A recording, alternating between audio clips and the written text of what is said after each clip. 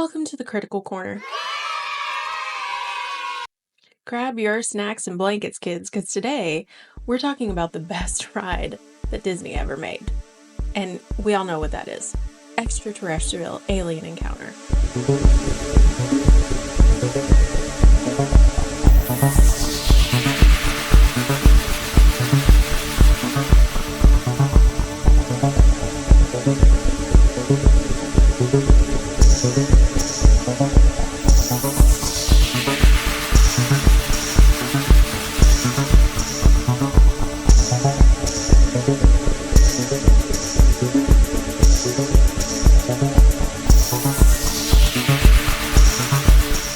Okay, so first of all, maybe you don't know what this ride is, right? Okay.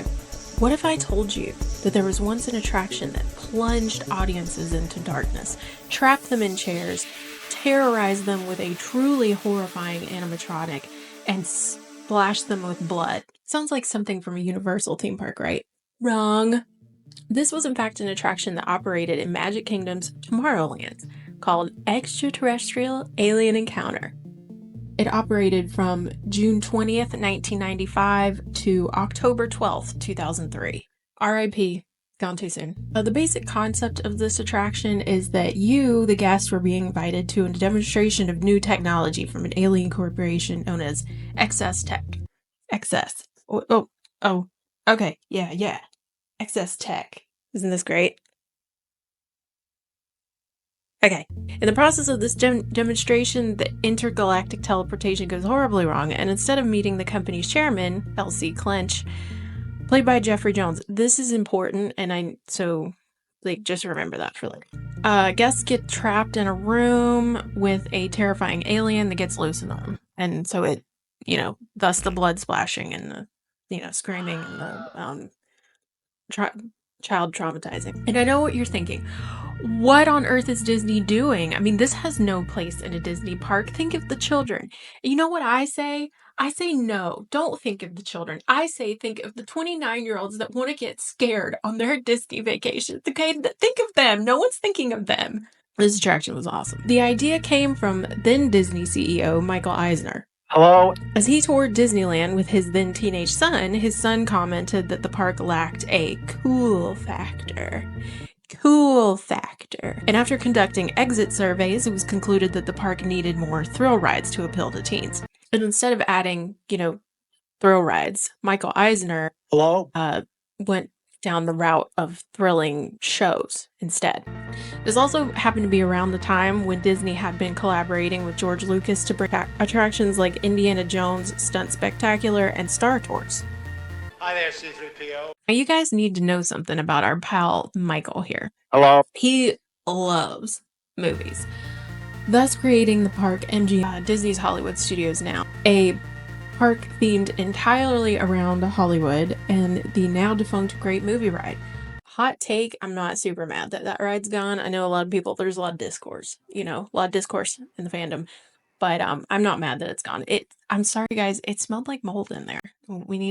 They needed to fix that. Anyways, Eisner decided he wanted to incorporate Ridley Scott's Alien into the park.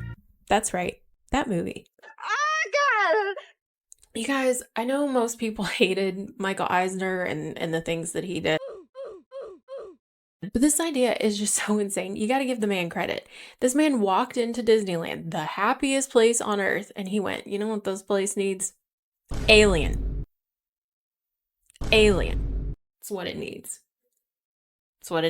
Anyway, the Imagineers were rightfully pretty appalled by this and changed his mind, because absolutely not. I mean, objectively, it was a bad idea, but think about how cool it would be if we had an alien attraction.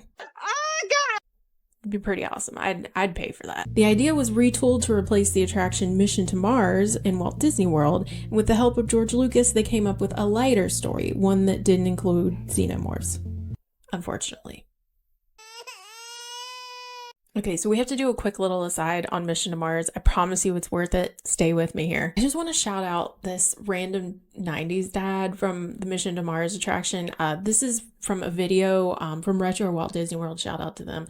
The video is called Mission to Mars Ride Through 1992 Restored Home Movie Video. Anyway, this dad very confidently very confidently tells their child that Mars is the next closest planet to the sun. Mars, it's a planet out it's the next planet closest to the sun. And he's just very wrong about that. But like, seriously, does that kid know that Mars isn't the next closest planet to the sun? Did anyone ever tell him that? And then they just like completely roast this attraction. Round room of absolute boredom. Yeah, you've been through this, huh? It's great. I find it amusing. Anyways, back to the world of excess. Yeah. In late 1993, Magic Kingdom announced the ExtraTERRORestrial Alien Encounter would be coming to the park. The attraction had a soft opening. Soft opening, grand opening. When they opened the Flamingo, one day it was closed, the next day it was open. On December 16, 1994, it was widely criticized by park guests for its violence, storyline, and comedic tone of the pre-show in comparison to the darker tone of the actual attraction. In response to this feedback, the attraction closed on January 12, 1995. Oh, what's that, viewer? You think that was to tone the ride down? Well, once again, you'd be wrong. Michael Eisner said, "Too dark, too violent, not dark or violent enough, I say." And the ride was retooled to be even more intense. Retooling, I'll retool you! After adjustments were made to make the opening darker and match the main show, ExtraTERRORestrial Alien Encounter officially opened on June 20th, 1995, as part of Magic Kingdom's new Tomorrowland renovation. Guests were ushered into the Tomorrowland Interplanetary Convention Center for a demonstration of new technology from an alien corporation known as XS Tech. XS. Got it. We did it. The company's chairman, L.C. Clinch, again played by Jeffrey Jones, this is important, please remember this, set the attraction's sinister tone with a pre-show welcome that included his corporate philosophy. If something couldn't be done with excess, then it shouldn't be done at all. If something can't be done with excess, then it shouldn't be done at all. Also, Tyra Banks is here. Before the start of the pre-show, guests could view television monitors describing other events taking place at the Tomorrowland Interplanetary Convention Center, including Mission to Mars, History or Hoax, which was of course a tribute to Mission to Mars, the previous attraction that was in that same building, Championship Pet Show, and the Walt Disney Company's Pan-Galactic Stockholders Meeting, which featured a holographic transmission from Lunar Disneyland, the happiest place off Earth. Get it? It's funny.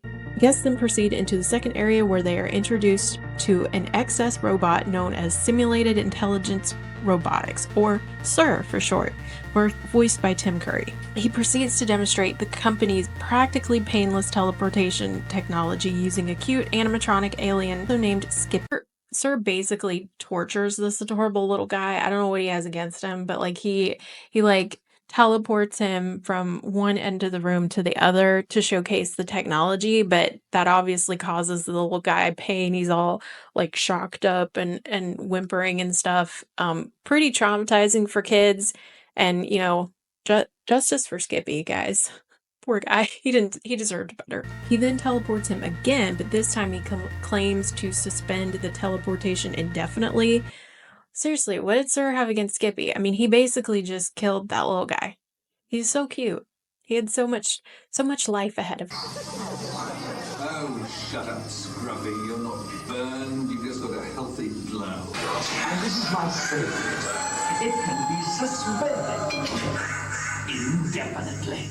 They ask you how you are, you just have to say that you're fine when you're not really fine, but you just can't get into it because they would never understand. Finally, guests are seated in a harness within a circular chamber surrounding an enormous plastic cylinder deemed the teleportation tube.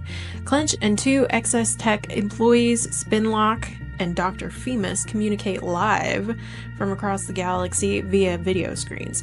Initially, a single guest was to be teleported out of the chamber for a meeting with Clinch. Instead, Clinch becomes seized by inspiration and decides to have himself teleported into the chamber to meet the entire group.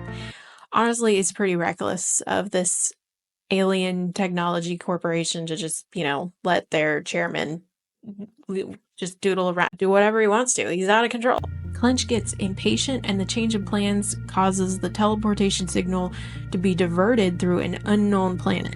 As a result, a towering, winged, and carnivorous alien was beamed into the tube by mistake. There's chaos and confusion, and even the technicians start to freak out. Exactly, genius. Those people are in a lot of danger. It broke the tube! We cannot let it go! The creature is revealed to have escaped the tube through the use of intermittent darkness and flashes of light to show the shattered and empty teleportation tube. Power outage then plunges the chamber into total darkness as guests are sat helplessly restrained in their seats. Maintenance workers killed, and as the alien's shrieks resounded throughout the room, a spray of fluid just gushes out into the audience, hitting them in the faces. So the fluid was just water, and it's never like canonically explained what that's supposed to be. Some people were like, oh, it's spit. I say it's blood. I think it's way cooler if it's blood, so we're going with blood because this is my corner and I make the decisions around here. So after the spray of fluid, the guests could feel their seats rumble and shake as the alien made its way swiftly through the crowd, during which time the guests could also feel the breath of the alien on the back of their necks. With the assistance from the two excess technicians, say that 5 times fast. Technicians. I'm dying over here. The ravenous alien is ultimately driven back into the broken teleportation device and destroyed.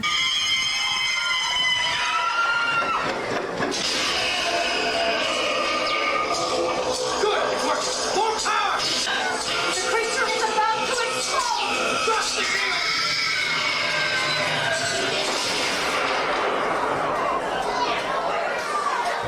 Guests are then released from their seats while 2 technicians resume their search for the misplaced Clench. Clench is super dead, but that's just my theory. But he's dead. He's super dead.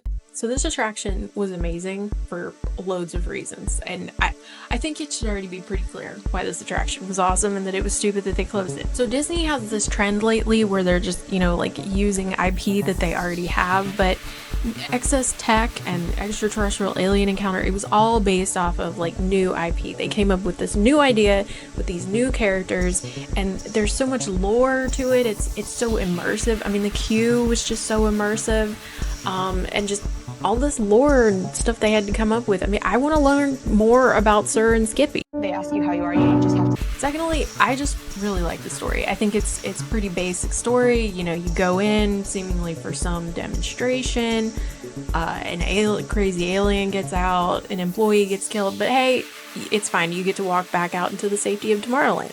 And dude, the alien itself, like, that animatronic was so freaking cool, and that's probably the biggest reason why I'm so mad that I never got to see it in person, because it was such a cool animatronic and I really wanted to like see it up close, but I never got to, and that's Disney's fault, and I'm upset about it. The ride closed in 2003 to make way for Stitch's Great Escape, based on the 2002 Disney film Lilo and Stitch, which in my opinion is a way far inferior attraction. I did get to do this ride, or it's not really a ride, it's like a sit down attraction. I did do this attraction and Stitch spit on me and it was not a good time. I didn't like it. So has anybody seen the de-skinned Stitch animatronic? It's nightmare fuel. Oh my god! There are many theories on why it closed, the most obvious being the numerous complaints Disney received about the violent and terrifying nature of the attraction. But come on, guys, like, terror is literally in the title. They even had signs in front of the ride that say, hey, don't bring your kids on here because this is a scary ride. Like, I think they recommended 12 and older, which even I think that's pushing it, given how dark this ride was, but whatever. Another theory as to why this ride was abruptly shut down, we have to go back to Jeffrey Jones. Remember? Told you to put a pin in that. We're coming back to it. So, in late 2002, about a year prior to the ride closing, Jeffrey Jones was arrested for possession of child pornography and soliciting a 14-year-old boy to produce sexually explicit images between September 2000 to May 2001. So it's kind of obvious that Disney wouldn't really want to associate with somebody like that for very obvious reasons. So I think the complaints and that the Jeffrey Jones thing in combination, Disney was probably like, yeah, we're just gonna close it down. Anyways, guys, I just really love this ride, and I'm mad that I never got to do it. And the space is empty now. It's just the rotting corpse of Stitch's Great Escape. I don't know when that ride closed. I think it was maybe 2018, somewhere around then. It's just the Stitch's Great Escape corpse now, and you know, maybe they'll put something even bigger and better than the predecessors in that building one day. Maybe. We'll see, given the state of things at Disney now. But like, seriously though, Disney, can it please be an original IP? Like, I'm tired of new rides being based off of stuff that you already own. Let's come up with something new. Let's come up with something fresh. Let the Imagineers, just let them go. Let them have fun. Let them be free. Let them fly. Thanks for joining me in the corner today, friends. Please like and comment if you enjoyed. And of course, become a subscriber if you'd like to see more videos like this. Join the corner. Join me in this corner that I can't leave. It's very lonely here. But I love when you're around. It's so delightful. And look at that subscriber back there. They're having a great time. Oh. Wait. Is that blood? Okay, maybe I understand why Disney closed that ride now. Anyway, that's all for now. And remember, if something can't be done with excess, then it shouldn't be done at all. Bye. Oh, why am I so bad at all of that? I don't know what I'm doing. I'm so tired, and I've only filmed 2 videos today.